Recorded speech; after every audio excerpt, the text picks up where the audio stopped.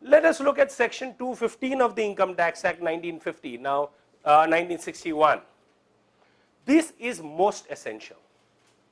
This is absolute key in terms of definition of charitable purpose. And why do I say that? Whether you are in Maharashtra, whether you are in Gujarat, whether you are in Karnataka, whether you are anywhere in the Republic of India, this is standard. Income Tax Act is the central piece of legislation. Whichever state you are, this is common. I repeat, whether you are a trust, society or a company, this will be standard for you. This will not change. So let us understand what is charitable purpose.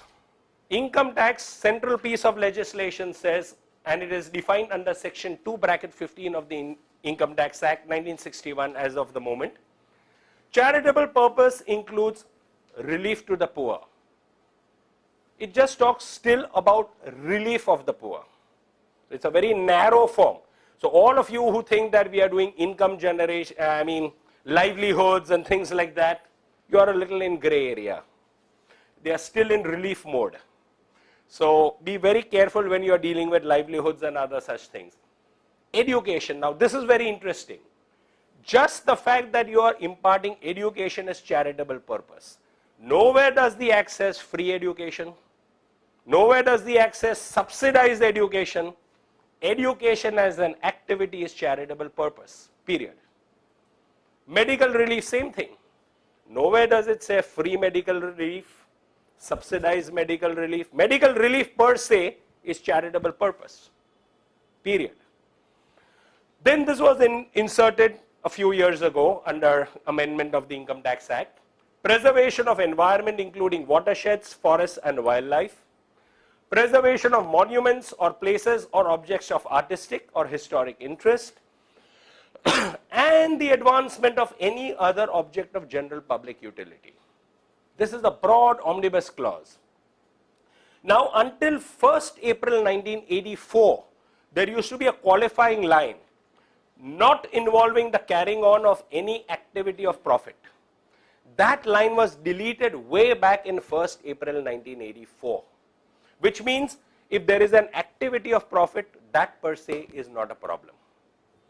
Now this was the position up till the year 2008. After 2008, the Income Tax Department started bringing about further amendments, but affecting only organizations that fall under 6, not under 1, 2, 3, 4, 5, 6. And what is that amendment? The amendment came about first under Finance Act 2008, continued into Finance Act 2010, and the last amendment was in 2011. Advancement of any other object of general public utility will not be considered as charitable purpose if it involves carrying on of any activity in the nature of trade, commerce or business.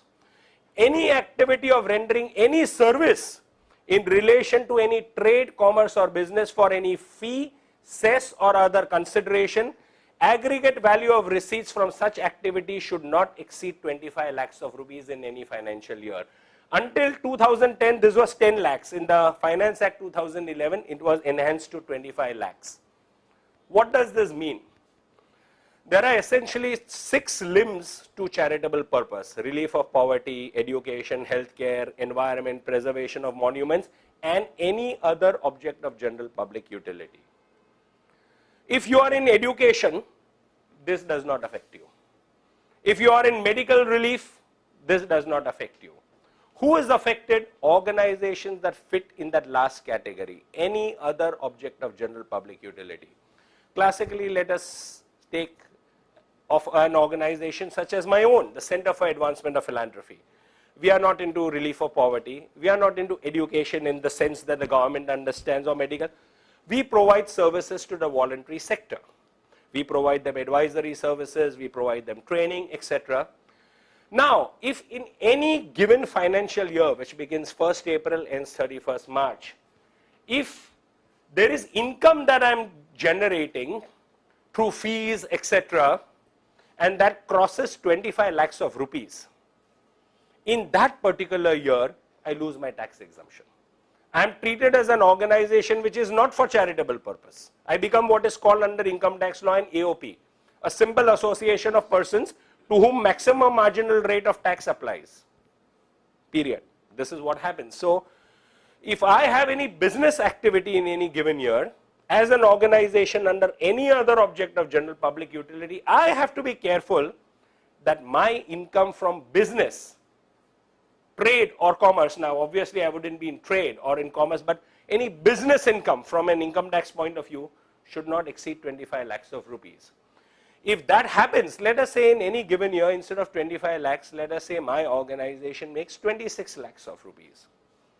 But in between, I've also received a lot of donations from others. Let's say about 50 lakhs of rupees I've also received as donation, which is tax free anyway. I am not taxed on that 1 lakh extra. My total income, which includes donations, will get taxed. In that year, my total income of my organization is going to be liable to tax.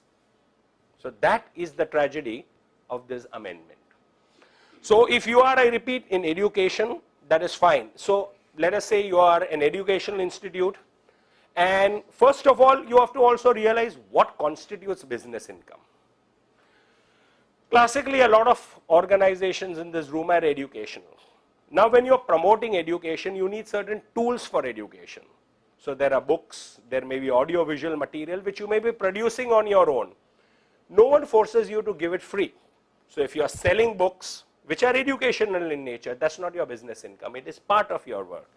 If you are creating audio-visual material as part of education, that is not business income, because these are tools to promote education, and that would never be. Let us say you are an organization working for the mentally challenged. You are teaching certain skills to the mentally challenged. You are teaching them how to make candles. You are teaching them how to make certain arts and crafts. In the process of teaching them, they make these products, and you end up what we may call selling them. That is not your business income. Because what is your primary objective?